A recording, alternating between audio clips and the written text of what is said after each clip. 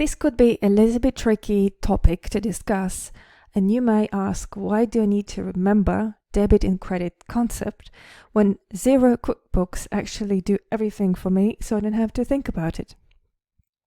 And the answer is, the simple understanding of debit and credit will help you in the future when you need to do manual journals or when you need to do any adjustments.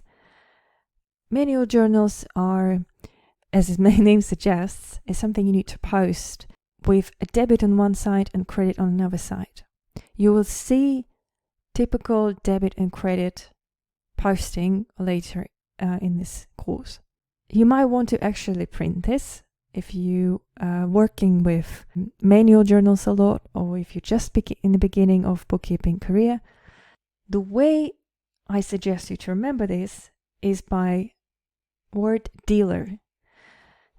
So with DEA, drawings, expenses and assets, you debit when it increases and you credit when it decreases.